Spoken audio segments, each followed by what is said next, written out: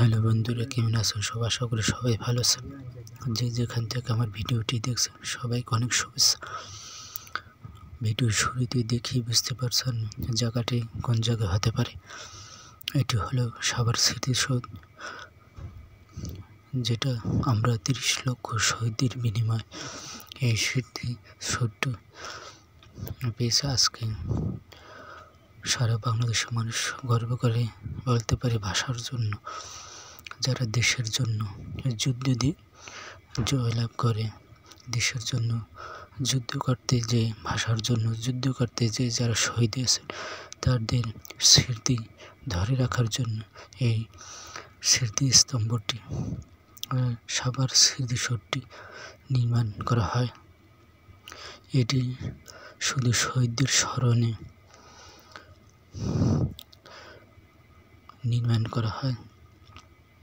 আমরা কম বেশি বইতে অনেকেই হয়তো স্মৃতিসৌধের সম্পর্কে অনেকেই অনেক কিছু জানেন, আবার অধিকাংশ মানুষ আছেন এখনও সরাসরিভাবে সাভার স্মৃতিসৌধটি এখনও দেখতে পারেননি। তারা অবশ্যই ভিডিওটি দেখবেন, দেখলে বুঝতে পারবেন যে সাভার স্মৃতিসৌধের চারপাশের পরিবেশটা কতটা সুন্দর দেখতে পাচ্ছেন। এখানে ছুটির দিনে অসংখ্য মানুষ আসে সাভার স্মৃতিসৌধটি দেখার জন্য। এটা অনেক এরিয়া নিয়ে গঠিত। এটা হলো একদম সামনের।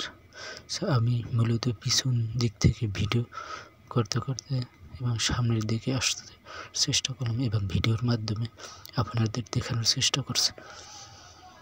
ভিডিওটি শুরু থেকে শেষ পর্যন্ত যদি দেখে থাকেন তাহলে এই স্মৃতিসৌধের অবস্থান বা চারপাশের পরিবেশ সম্পর্কে সৌন্দর্য উপভোগ করতে পারবেন।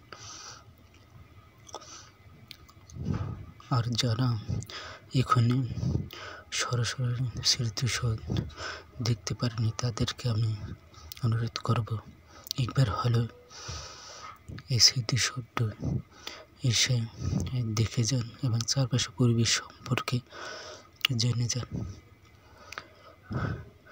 যারা ঢাকার ভিতরে আছেন তারা তো বুঝতেই পারছেন কতটা কাছে এর অবস্থান, আর যারা গ্রামগঞ্জে আছেন বা দূরে আছেন, যদি ঢাকা একবার আসেন এই জায়গাটি একবার হলেও ঘুরে যাবেন, দেখে যাবেন। দেখতেই পাচ্ছেন কতটা সুন্দরভাবে পরিবেশটা এত সুন্দর। আমি যখন প্রথম গিয়েছিলাম দেখে তো অনেক মুগ্ধ হয়ে যায়। ভিডিওতে যা না দেখেছে সরাসরি এসে অনেকটা স্তব্ধ হয়ে গেলাম এর চারিপাশের পরিবেশ দেখে। আজকের ভিডিওটি পর্যন্ত ভালো থাকবেন সবাই।